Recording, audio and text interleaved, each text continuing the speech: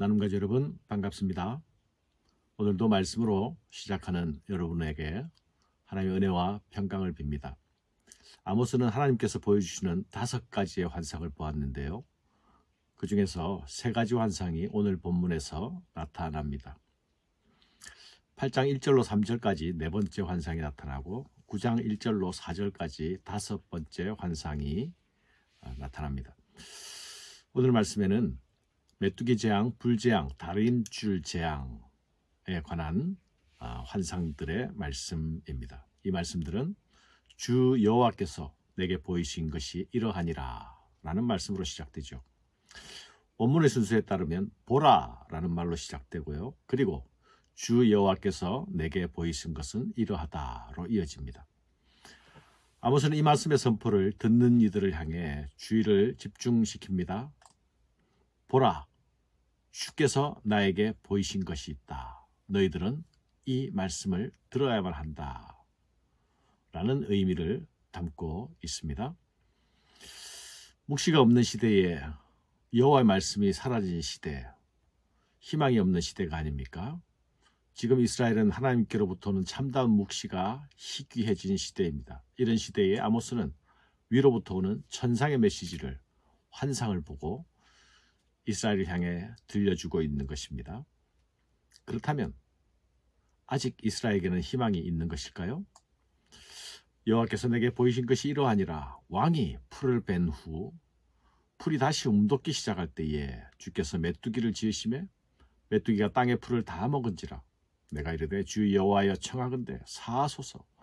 야곱이 미약하오니 어떻게 서리이까 하매 여호와께서 이에 대하여 뜻을 돌이키심으로 이것이 이루어지지 아니하리라. 여호와께서 말씀하셨느니라. 아모스가 들려주는 첫 환상에 대한 메시지는 메뚜기 재앙에 관한 환상이었습니다. 이스라엘에게 메뚜기 재앙이란 결코 낯선 것이 아니죠. 그들은 애굽에서 출애굽할 때에 하나님께서 메뚜기 재앙으로 애굽을 징치하지 않았습니까? 그때 내렸던 메뚜기 재앙은 이스라엘을 구원하기 위해 애굽에게 내려졌던 재앙이었습니다. 그런데 여기서는 그 재앙의 대상이 애굽이 아니라 이스라엘을 향하고 있습니다. 하나님은 메뚜기 떼를 구원의 방편으로도 사용하시고 또한 심판의 방편으로도 사용하시고 계십니다. 문제의 심각성은 지금 이스라엘의 자리와 형편이 심판의 메시지를 들어야 하는 자리에 있다는 것입니다. 그러나 더욱 심각한 것은 이스라엘은 자신들이 심판의 메시지를 들어야 하는 자리에 있다는 사실조차 자각하지 못하고 있다는 것에 있습니다. 그런 이스라엘을 향해서 아모스는 외치고 있습니다. 보라, 주께서 내게 보이신 것을. 보라, 메뚜기 떼를 불러 모으는 자가 있도다 라고 말하고 있습니다. 이 메뚜기 떼는 왕이 풀을 뺀 후 다시 움이 돋기 시작할 때에 등장합니다. 이는 첫 번째 곡물을 수확하고 두 번째 곡물이 이제 싹트기 시작할 때에 이 재앙의 메뚜기가 등장했다는 것입니다. 고대 이스라엘은 이모작을 하고 있었습니다. 첫 번째 곡물 수확은 왕실에서 먼저 수확할 수 있는 특권을 가지고 있었죠. 왕실의 수확이 끝나면 이제 민중들이 수확을 할 일이 남아있는데 그 싹이 돋아나자 메뚜기 떼가 등장해버립니다. 이제 일반 백성들은 추수를 전혀 기대할 수 없는 형편이 되어버린 것이죠. 모든 싹들을 메뚜기 떼가 딱 갉아 먹어버리기 때문입니다. 이것은 명백한 재앙이죠. 아모스는 이 재앙 앞에서 이스라엘의 중보자로 하나님께 간구합니다. 주 여호와여 청하건대 사하소서. 야곱이 미약하오니 어떻게 서리이까 하매. 아모스는 중보의 기도에서 이스라엘을 야곱으로 부르고 있습니다. 우리는 야곱이 어떻게 이스라엘이 되었는지 알고 있습니다. 야곱이 약복강에서 하나님의 천사와 목숨을 건 씨름을 통해서 이스라엘이 되었습니다. 그런데 지금 이스라엘은 이름만 이스라엘이지 전혀 하나님 의존적이지 않습니다. 나를 축복해 주지 않으면 나는 당신을 결코 놓아줄 수 없다. 죽더라도 나는 당신의 축복이 필요하다. 그런 믿음, 그런 간절함이 지금 이스라엘에게는 없습니다. 오히려 속임수에 능하고 자기 유익을 위해 전력하던 이스라엘 이전의 야곱의 모습입니다. 이런 야곱의 모습이기에 아모스는 대신 이스라엘 대신 야곱 대신 하나님께 용서를 구합니다. 그리고 오직 하나님의 자비와 긍휼에만 호소합니다. 하나님, 야곱의 미약함을 아시죠?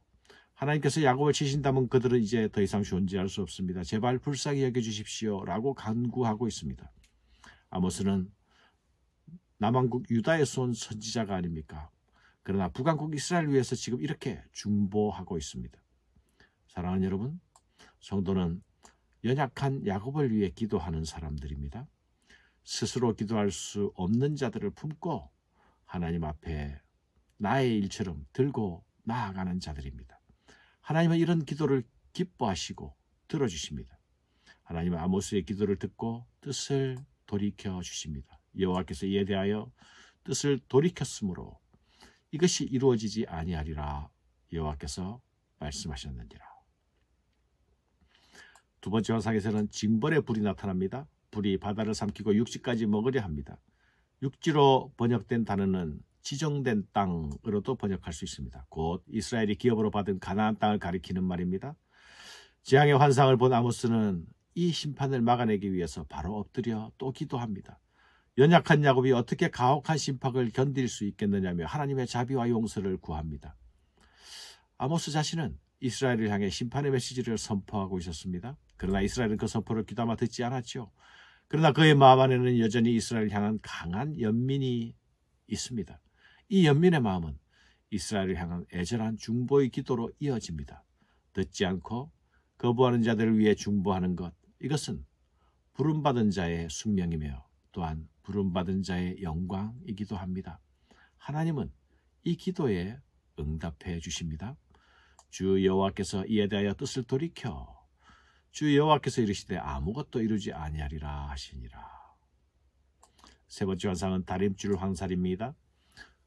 주님께서 다림줄을 가지고 담 곁에 서 계시는데 이 다림줄로 이스라엘을 측량하십니다. 다림줄로 측량된 이스라엘은 담장이 기울어져서 곧 붕괴될 건물로 진단받습니다. 주님은 내가 다시는 용서하지 않겠다 하십니다. 이 번역을 원문대로 직역하면 내가 다시는 그들을 지나쳐 넘어가지 아니하겠다입니다. 지나쳐 넘어간다는 말은 곧 패스오버로 유월절을 연상케 하는 단어입니다. 이스라엘은 하나님의 넘어가심으로 말미암아 살게 된 민족 아닙니까? 그러나 내가 이제는 다시는 그냥 넘어가지 않겠다 하십니다. 이것은 곧 이스라엘의 죽음을 의미하는 말이죠. 첫 번째와 두 번째 환상에서는 아모스가 중보기도를 통해서 재앙을 막았습니다. 그러나 여기서 그런 모습이 나타나지 않지요. 이 환상들이 시간적으로 어떤 간격이 있는지 모르지만 이제는 더 이상 돌이킬 수 없는 지경이 되어 버렸습니다. 기울어진 담은 잘못 지어진 날림 건축물처럼 이제 곧 무너지고 붕괴될 일만 남아 있는 것입니다. 이제 더 이상 하나님의 뜻에 돌이킴도 없습니다. 오직 심판의 메시지만 주어집니다. 이삭의 산당들이 황폐되며 이스라엘 성소들이 파괴될 것이라. 내가 일어나 칼로 여로보암의 짐을 치리라 하시니라. 사랑하는 여러분, 두 번의 유예된 심판이 있었습니다. 그러나 그 시간은 이스라엘이 돌이킬 기회가 주어지는 시간이었습니다. 그러나 이스라엘은 주어진 유예 시간들을 돌이킴의 기회로 삼지 못했습니다. 죄를 더하는 시간으로 악용했습니다. 오늘 하나님께서 다림줄로 나를 측량하신다면 나는 반듯한 집을 세우고 있는 것으로 확인받을 수 있겠습니까? 우리 시대의 교회와 사회는 하나님의 다림줄 앞에 어떻게 평가될 수 있겠습니까? 하나님이 주시는 시간들이 계속 내가 가는 길을 계속 걸어가는 그런 시간들이 아니라 하나님의 은혜 안으로 들어가는 돌이킴의 시간, 회개의 시간들이 될 수 있어야겠습니다. 하나님의 인내와 하나님의 용서를 헛되게 만들어서는 안 되겠습니다.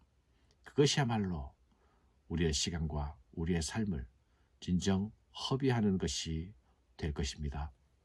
감사합니다.